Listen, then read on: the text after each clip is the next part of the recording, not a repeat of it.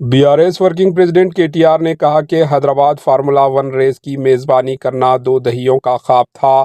2003 में उस वक्त के आंध्र प्रदेश के उस वक्त के chief minister N Chandrababu Naidu ने इस सिलसिले में फार्मूला वन के सीईओ से मुलाकात की थी। इन 2 दहाइयों के ख्वाब को चंद्रबाबू नायडू के शागिर्द ने नहीं बल्कि हमने पूरा किया। केटीआर ने कहा, किसी भी शहर में खेलों के इंफ्रास्ट्रक्चर पर खर्च करना आम सी बात है। दिल्ली में कॉमनवेल्थ गेम्स के लिए उस वक्त की कांग्रेस हुकूमत ने 17,608 करोड़ रुपये खर्च किए थे। केटीआर ने कहा, रियासत को 1 लाख करोड़ रुपयों की सरमायाकारी लाने पर उनके खिलाफ मुकदमा दर्ज किए जाएगा। फार्मूला ई रेस के मामले में जो माहिदा हुआ था, उन्होंने कहा कि उनके खिलाफ जितनी भी केसेस दर्ज करना है कर ले। उन्होंने कहा कि वो जेल जाने के लिए भी तैयार है। केटीआर ने कहा कि राजभवन में बीजेपी कांग्रेस मिलकर बीआरएस पार्टी को ख़त्म करना चाहते हैं। केटीआर ने कहा कि वो तहकीकात का सामना करेंगे।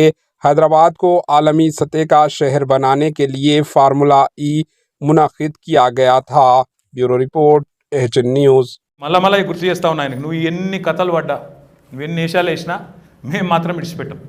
నీ 6 గ్యారంటీలు ఇడిచిపెట్టాం, నీ 420 హామీలు ఇడిచిపెట్టాం. అప్పుడప్పుడు నువ్వు ఏదో గోకినట్టు చేస్తే మేము కూడా ఎక్స్ప్లెనేషన్ ఇస్తాం, తప్పదు. ఎందుకంటే ప్రజలకు తెలియాలి వాస్తవాలు.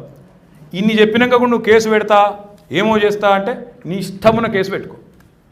ఇలా రాసింది ఇంకో పేపర్, కేటీఆర్ టార్గెట్ కేటీఆర్.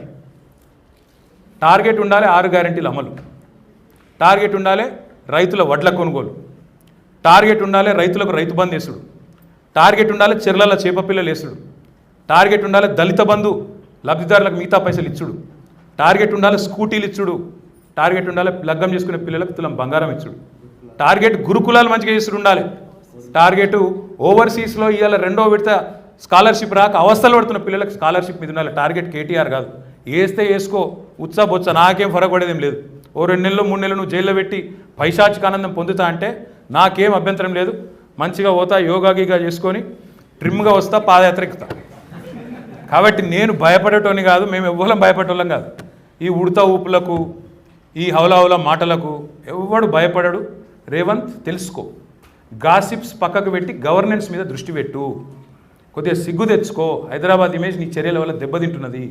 ఇంకా కూడా ఇట్లా చేస్తా అంటే నీ కర్మ. ఇంతకంటే నేను చెప్పేది ఏం లేదు. Thank you. AHN न्यूज़ को लाइक करें, शेयर करें और सब्सक्राइब करना ना भूलें।